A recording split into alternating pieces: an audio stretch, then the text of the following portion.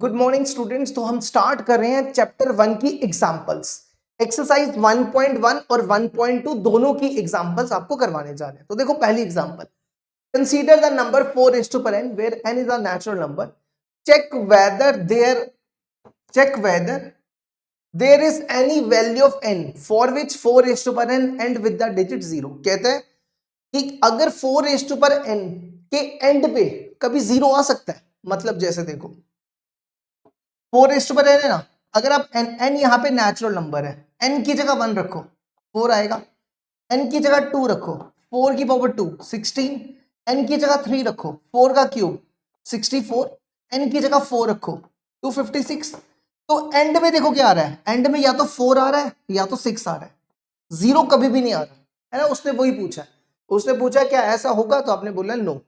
ठीक है, तो इसके लिए क्या लिखना था, no 4:n can not end with the digit 0।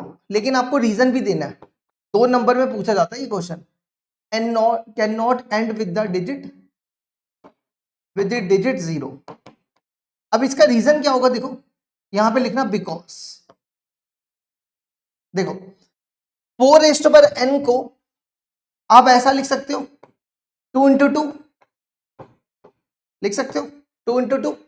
देखो एंड में 0 कब आएगा, एंड में 0 तभी आ सकता है अगर आपके पास 2 को 5 से मल्टीप्लाई करो तभी आएगा ना। तो एंड में 0 आने के लिए इसकी प्राइम फैक्टराइजेशन में 5 होना चाहिए था, है ना। तो अब यहां पे क्या लिखो, 4:n contain only prime factor, only prime number, contain only prime number 2, है ना। इसकी प्राइम फैक्टराइजेशन में सिर्फ 2 है लेकिन 5 नहीं है। तो 4:n does not contain prime number 5। ठीक है, इसके में 5 नहीं है, सो लास्ट में दोबारा यही लिख देना, सो 4:n can not end with the digit 0, can not end with the digit 0। ठीक है, उसके एंड में उस या तो 5 होना चाहिए ना, क्योंकि 2 into 5 10 होता है, तो जब 5 ही नहीं है 10 आने के लिए 2 या 5 होना चाहिए, तो सिर्फ 2 है इसलिए पॉसिबल।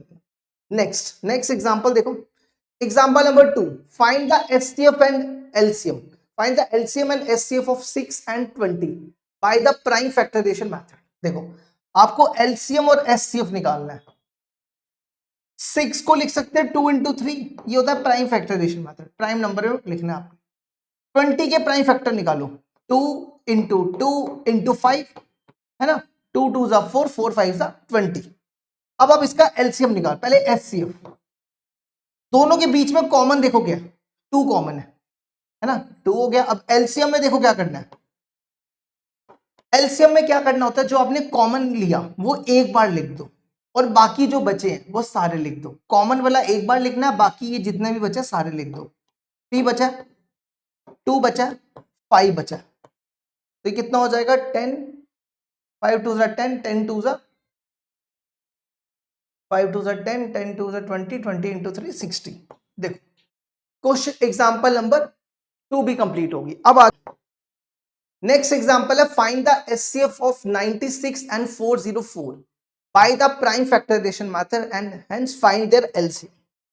आपको क्या करना है, एलसीएम और एचसीएफ निकालना है। 96 के प्राइम, 96 के करो प्राइम फैक्टराइजेशन, इसको 2 से करो 48, फिर 2 से करो 24, फिर 2 से करो 12, फिर 2 से 6, फिर 2 से 3, फिर 2 से 1, है ना। कितने 2 हो गए, 1 2 3 4 5, 2⁵ into 3।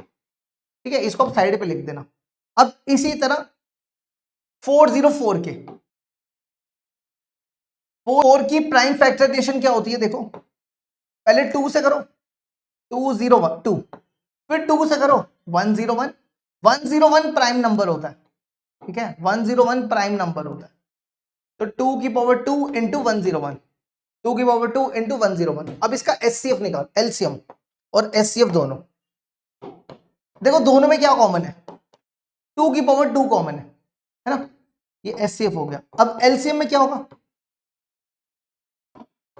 देखो आप क्या करो, इन दोनों में बड़ा कौन है, 2 की पावर 2 और 2 की, या आप ऐसा भी कर सकते हो, इसको ऐसा लिख दो 2 की पावर 2 2 की पावर 3 इंटू 3, ठीक है। दोनों में ये कॉमन था ना, ये एक बार लिख दो और बाकी जो बचे वो सारे लिख दो। 2 का क्यूब लिख दो, फिर 3 लिख दो और फिर 101 लिख दो, बस इसको मल्टीप्लाई कर लो। ये बनेगा 2 का स्क्वायर 4, 2 का क्यूब 8, 8 4 जा 32 और इसको मल्टीप्लाई करो, ये बनेगा 3013।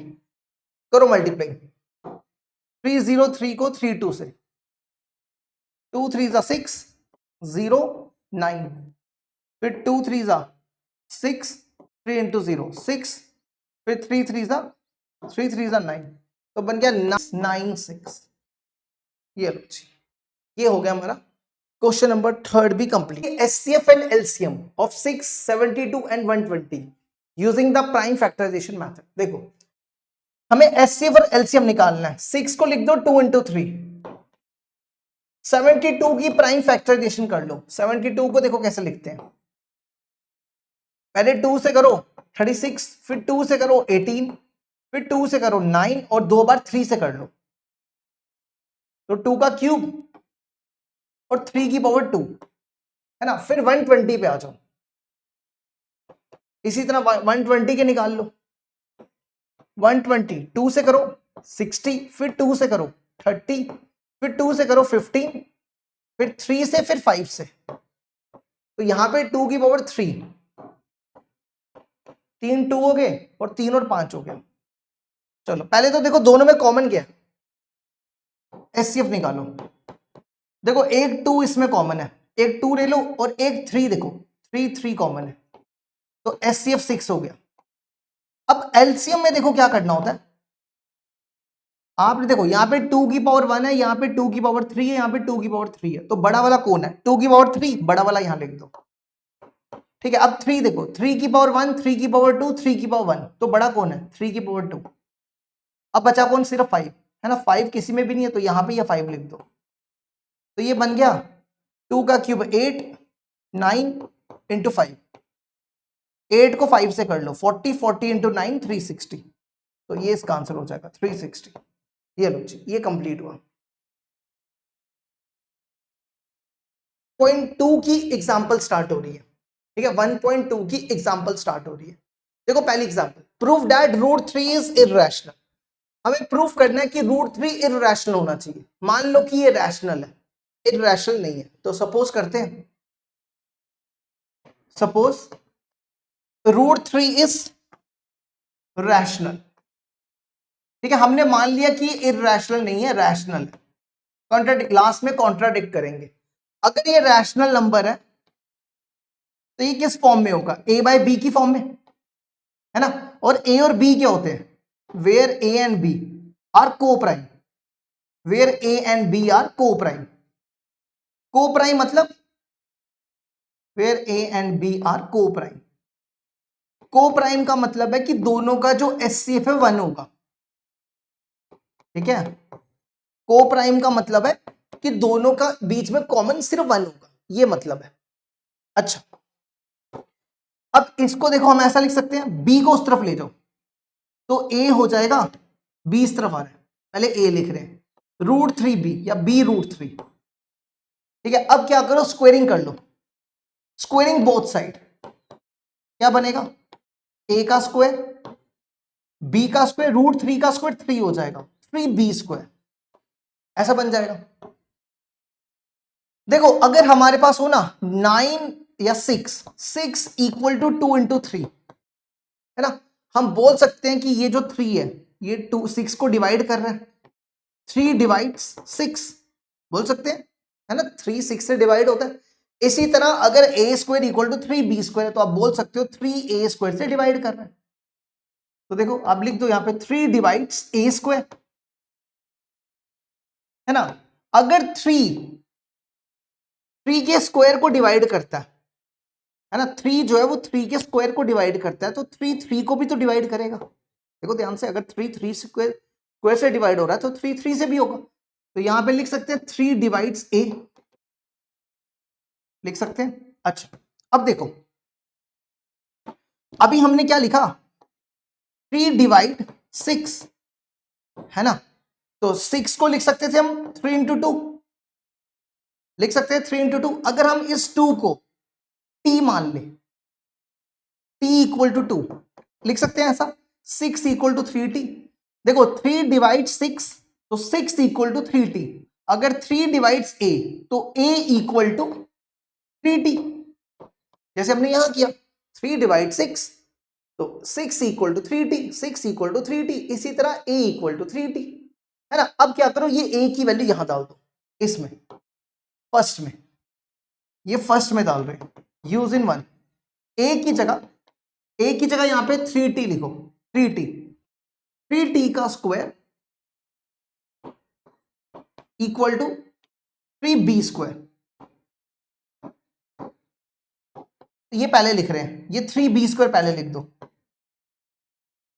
ये 3b स्क्वायर पहले लिख दो, तो यहां से क्या आ जाएगा, ये बाद में लिख रहे हैं 9t स्क्वायर, ये 3 और ये 3 कैंसिल, तो यहां से क्या बना, b square equal to 3t square. तो हम लिख सकते हैं 3 डिवाइड्स b स्क्वायर, जैसे यहां लिखा था 3 डिवाइड्स a स्क्वायर, इसी तरह लिख सकते हैं 3 divides b square, 3 divides b square. अगर 3 डिवाइड कर रहा है b स्क्वायर को तो 3b को भी डिवाइड करेगा, 3 डिवाइड b है ना। देखो अगर 3 डिवाइड 6 को कर रहा है, सुनना ध्यान से, 3 डिवाइड्स 6, 3 डिवाइड्स 9, तो दोनों का एचसीएफ क्या है, इन दोनों का एचसीएफ क्या होगा, 6 और 9 का एचसीएफ कितना होगा, 3 होगा है ना। इसी तरह अगर 3, देखो यहां पे क्या था, 3 divide a, 3 divide a and 3 divide b, 3 divide b, तो दोनों का एचसीएफ कितना हो गया, दोनों का एचसीएफ हो गया 3, तो HCF of a and b कितना हो गया 3। लेकिन क्वेश्चन में क्या बोला था कि दोनों का एचसीएफ कितना होना चाहिए, 1 होना चाहिए, तो ये तो गलत हो गया है ना। तो यहां लिख दो विच contradict, which contradict our supposition is wrong, which contradict or supposition is wrong, hence root 3 is irrational। तो ये प्रूफ कर दिया, 3 नंबर में क्वेश्चन पूछा जाता है, रूट 3 इरेशनल हो गया। ठीक है, अब आ जाओ अगला, नेक्स्ट है example number 6, show that 5 minus root 3, हमें शो करना है कि 5 माइनस रूट 3 इरेशनल होनी चाहिए। तो मान के चलो कि ये रैशनल है, ठीक है, वैसे ही करेंगे जैसे पिछला किया, suppose 5 minus root 3 is rational, ठीक है। अगर ये रैशनल है तो 5 minus root 3 equal to a by B हो जाएगा, है ना। वेयर यहां लिख देना, जैसे यहां लिखा था, ये लिख देना, where a and b are coprime, HCF of a b equal to 1, ये ब्रैकेट में लिख देना, ठीक है, नहीं तो लिख देते हम जल्दी से, where a and b are coprime मतलब इनका एचसीएफ 1 है, ठीक है। अब क्या करो, यहां से रूट 3 की वैल्यू निकालो, इसको इस तरफ ले जाओ, रूट 3 को यहां लो, 5 minus a by B equal to root 3, root 3 पहले लिख दो, एलसीएम ले लो इसका, b, ये b इधर आ जाएगा, 5b माइनस a। देखो यहां पे जो a और b है ये नेचुरल नंबर है, यहां पे कोई भी नेचुरल नंबर डाल के देख लो, मान लो a को 1 डालो, b को 2 डालो, कितना आंसर आएगा, डालना इधर, 5 2 सा a की जगह 1 अपॉन 2, ये 9/2 हो जाएगा। तो ये कौन सा नंबर हो गया, रैशनल नंबर। आप यहां पे लिख सकते हो ये रैशनल नंबर है, ये हो गया आपका रैशनल। देखो अगर ये रैशनल है तो ये भी रैशनल होगा, है ना, अगर ये रैशनल है तो ये भी रैशनल होगा, तो रूट 3 क्या हो गया, रैशनल हो गया। लेकिन रूट 3 रैशनल थोड़ा होता है, रूट 3 तो इरैशनल होता है, तो ये कॉन्ट्राडिक्ट हो गया, विच कॉन्ट्राडिक्ट, क्योंकि रूट 3 इरैशनल होता है, which contradict our supposition is wrong, या आर अजम्पशन भी लिख सकते हो। Our supposition is wrong, hence हमने क्या लिया था, 5 minus root 3 is irrational, hence 5 minus root 3 is irrational. लो जी, अब आ जाओ इस एक्सरसाइज का एक आखिरी क्वेश्चन है, तो फिर कंप्लीट हो जाएगी। देखो next, show that 3 root 2 is irrational. इसको भी सपोज कर लो ये रैशनल है। Suppose 3 root 2 is rational. अगर ये रैशनल है तो ये किस फॉर्म में होगा, a बाई बी की फॉर्म में। लिख लेना where a and b are coprime. 3 को इस तरफ ले आओ, a बाई 3b। ध्यान से देखो, a ये पूरा का पूरा नंबर क्या हो जाएगा, रैशनल हो जाएगा, है ना। अगर ये रैशनल है तो ये भी रैशनल हो जाएगा। Root 2 is rational,